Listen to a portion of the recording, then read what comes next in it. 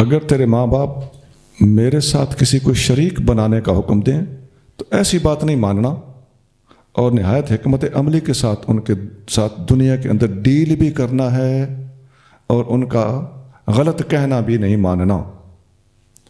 اور کہنا کس کا ماننا ہے؟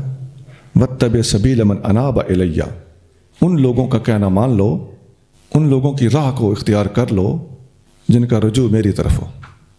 یہ وہی اہدنا الصراط المستقیم صراط الذین انعمت علیہم والا نقشہ ہے۔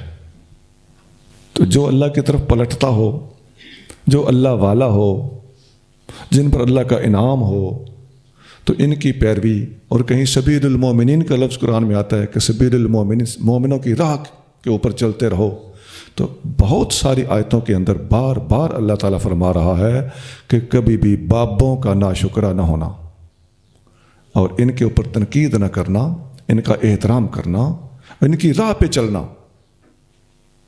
باقی ساری باتیں ایک طرف، ان کی راہ پہ چلنے کا حکم ہے۔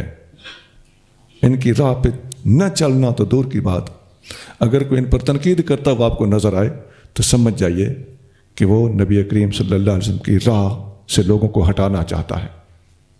تو یہ ساری آیتیں بے شک نوٹ کریں، واتبع سبیل من اناب الی، اور صراط الذین انعمت علیہم ویتبع غیر سبیل المؤمنین، اور اولئک مع الذین انعم اللہ علیہم من النبیین والصدیقین والشہداء والصالحین، اور کنتم خیر امۃ اخرجت للناس، اور آمنوا کما آمن الناس، اور فإن آمنوا بمثل ما آمنتم به فقد اہتدوا۔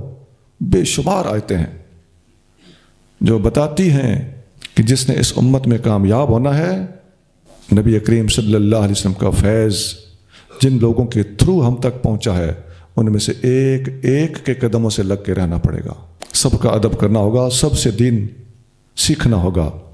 ابن عباس رضی اللہ تعالیٰ عنہ روایت کرتے ہیں، واتبع سبیل من اناب الی میں صدیق اکبر ٹاپ پر ہیں، انہ حین اسلم اتاہ عثمان و طلحہ و زبیر و سعد بن ابی وقاص و عبد الرحمن بن عوف۔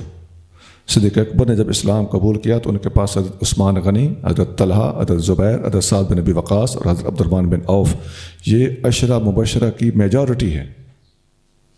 یہ سارے کے سارے صدیق اکبر کے پاس آئے تھے اور آ کر کہنے لگے، قد صدقت ھذا الرجل وآمنت بہ، تو اس ہستی پر ایمان بھی لایا ہے اور ان کی تم نے تصدیق بھی کی ہے۔ قال نعم وهو صادق، انہوں نے کہا ہاں وہ سچے ہیں۔ فآمنوا بہ، تم بھی ایمان لے آؤ۔